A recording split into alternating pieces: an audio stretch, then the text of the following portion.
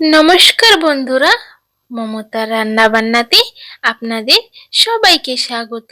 আপনারা সবাই কেমন আছেন? আশা করি ভালো আছেন, আর আমিও অনেক ভালো আছি। আজকে যে রেসিপিটি বানিয়ে দেখাবো, এটি খুব জলদি তৈরি হয়ে যাবে। মাত্র 5 মিনিটেই এই রেসিপিটি তৈরি করে নিতে পারবেন। এটি বানাতে বেশি উপকরণও লাগে না।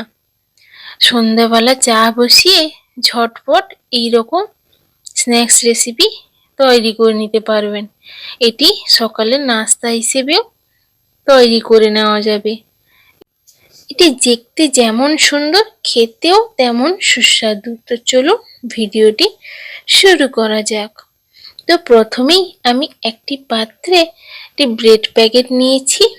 এবার আমি ওই ব্রেড প্যাকেটে কয়েকটা ব্রেড নিয়েছি। আপনারা আপনাদের পরিমাণ অনুযায়ী নেবেন। এবার এটাকে আমি সাইডে রেখে দিচ্ছি। এবার অন্যদিকে একটি পাত্রে আমি নিয়ে নিচ্ছি 3টে ডিম ফাটিয়ে। আপনারা আপনাদের পরিমাণ অনুযায়ী নেবেন। আমি এখানে 3টে ডিমই ইউজ করছি। এবার 3টে ডিম আমি ফাটিয়ে নিয়েছি। এবার এই ডিমটিকে আমি ভালো করে ফেটিয়ে মিশিয়ে নেব একটি হ্যান্ড ব্লেন্ডারের সাহায্যে, যাতে ভালো করে ডিমটি মেল্ট হয়ে যায় পুরো ভালোভাবে। এবার এর মধ্যে একে একে আমি দিয়ে দিচ্ছি কুচি কুচি করে কেটে রাখা পেঁয়াজ। পেঁয়াজটাকে একদম কুচি কুচি করে কাটবেন, যাতে দেখতে সুন্দর লাগে। তো তারপর একে একে আমি দিয়ে দিচ্ছি টমেটো কুচি, ধনেপাতা কুচি, কাঁচা লঙ্কা কুচি। আপনারা আপনাদের পছন্দ অনুযায়ী সবজি দেবেন। আপনারা চাইলে গাজর, ক্যাপসিকাম, বিটরুট সমস্ত রকম সবজি দিতে পারেন। আমার কাছে যতটুকু অ্যাভেলেবেল ছিল ততটুকুই দিয়েছি। এবার ভালো করে সবগুলোকে মিশিয়ে নিয়েছি। এবার এর মধ্যে দিয়ে দিচ্ছি 1/2 চামচ গোলমরিচের গুঁড়ো, আর দিয়ে দিচ্ছি 1/2 চামচ পরিমাণ চাট মশলা। এবার এর মধ্যে দিয়ে দেব স্বাদ মতো লবণ, আর দিয়ে দিচ্ছি লঙ্কার গুঁড়ো। আপনারা চাইলে কাঁচা লঙ্কা দিয়েছেন, তাই জন্য গুঁড়ো লঙ্কা নাও দিতে পারেন। আমার এখানে ঝাল একটু বেশি খাই, এখানে ঝাল দিলাম। আর অল্প পরিমাণ হলুদের গুঁড়ো দিয়ে ভালো করে মিশিয়ে নিচ্ছি। এবারে আমার মেশানো হয়ে গেছে। এবার একটা একটা ব্রেডকে আমি এইভাবে ডুবিয়ে নিয়ে কড়াইয়ে ভেজে নেব। তো আমি গ্যাসের উপর প্যান বসিয়ে দিয়েছি। এবার আমি অল্প পরিমাণ সাদা তেল ব্রাশ করে দিচ্ছি। এবার প্যানটা মাঝারি গরম হয়ে এলে এর উপরে আমি একটা একটা করে ব্রেডকে দিয়ে ভেজে নেব। এবার এর উপরে একটু ওই সবজিগুলো আমি দিয়ে দিলাম।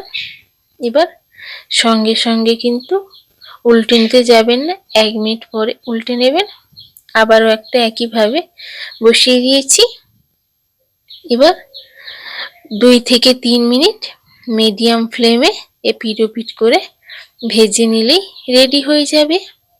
তো আপনারা যারা যারা আমার চ্যানেলে নতুন আছেন, তার অবশ্যই চ্যানেলটিকে সাবস্ক্রাইব করে নেবেন এই রকম নতুন নতুন রেসিপি দেখার জন্য।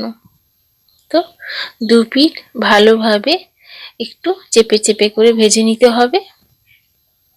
বেশি আঁচ কিন্তু দেবেন না, তাহলে পুড়ে যেতে পারে।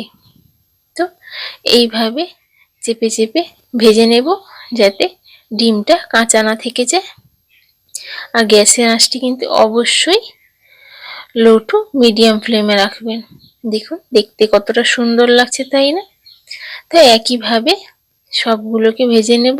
এইভাবে প্রথমে তেল ব্রাশ করে নেবেন, তারপরে একটা একটাকে এইভাবে প্যানে যতটুকু পরিমাণ ধরে ততটুকু দেবেন। বেশি দিতে যাবেন না, তাহলে ভেঙে যাবে।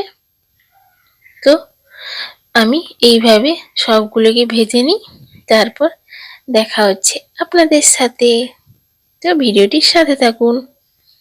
তো দেখুন আমি এখানে সবগুলো ভেজে নিয়েছি, আর দেখতে কতটা সুন্দর লাগছে। এইভাবে বাচ্চাদের টিফিনে যদি দেন, বাচ্চারা অনায়াসে খেয়ে নেবে। খুবই দারুণ একটি নাস্তার রেসিপি। তো কেমন লাগলো এই রেসিপিটি অবশ্যই কমেন্ট করে জানাতে ভুলবেন না। আর রেসিপিটি যদি ভালো লেগে থাকে ভিডিওটিতে একটি লাইক দিয়ে দেবেন। আর এইরকম রেসিপি দেখার জন্য আমার চ্যানেলটিকে সাবস্ক্রাইব করে নিতে ভুলবেন না। আজকের জন্য টাটা।